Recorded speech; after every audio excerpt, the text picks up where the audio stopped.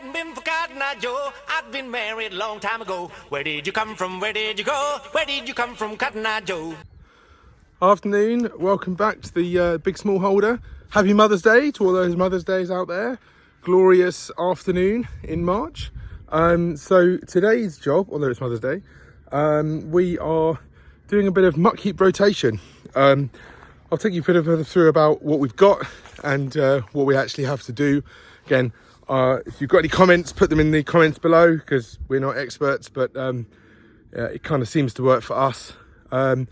We've kind of got three sections of our muck heap. We've got a smaller intermediate one, initial one, which we fill up, and then we transfer that over to the larger one. And the reason I do that is because I don't have posts. A lot of people put tubes in it with holes drilled in to get the aeration through it. We don't have those. So what I do with the process of moving it from one heap to the other after a month or two or 6 weeks, it then turns it over, gets some air in, aerates it to try to continue that breakdown process. So just show you our first one first. So this is our intermediate one, or our one that we fill up on a daily basis. As you can see, it is pretty overfull. To zoom out, it's pretty full. We've got a blocker over it just to stop the horses from getting anywhere near it. I do regularly push this back with the tractor. As you can see, this has been compacted at the back.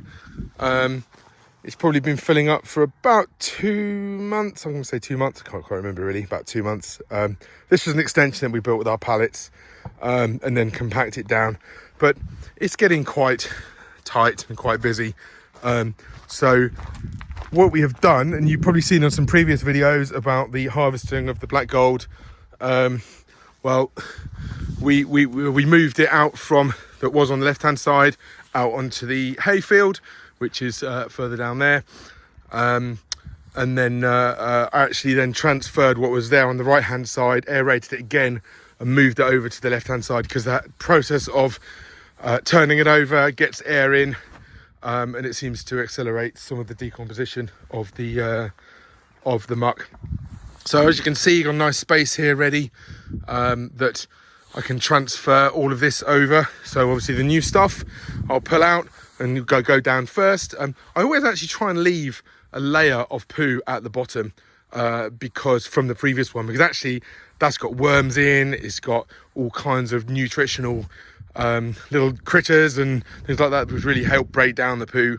And you know, when you see mushrooms growing, that's when you know you've got some rich poo. So I always try and leave a layer when I do scrape it away at the bottom. It does really help.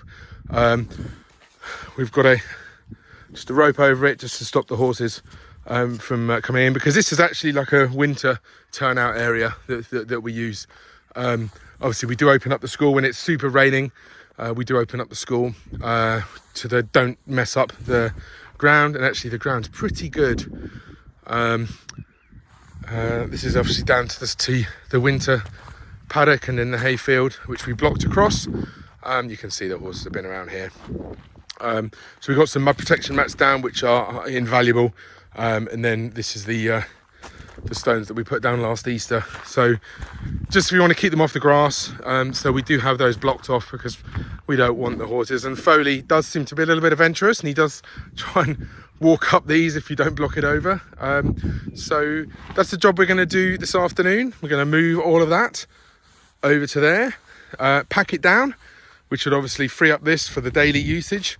And then obviously when that's full, what I'll try and do is bring that round, aerate a little bit more, and then bring the new stuff back over. By which time, come autumn, this stuff should be going, hopefully, onto the arena field, just like we did from the hayfield. And again, you can see the videos that I've pushed about harvesting and spreading the black gold and harrowing and chain harrowing.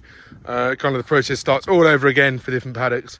But again, it's putting nutrition back on the land. Don't have to put, a lot of people put lime or nitrate on the, or not nitrates. I don't know what they put on. Probably put a lot of things on just to make it more nutritional for the land. But we think they're eating the same grass, and let's put it back on the land to let the grass recover. It's worked really, really well on our home paddock. They've been off there for 5 months now. They're actually going to go on there next weekend, and it's growing nicely. And that's the one I spread about 3 tons of muck on that earlier last September. So I'll go and get the solace, come up, and we'll move that over, and we can see how that looks after that. Ladies and gentlemen, this is Mambo number 5.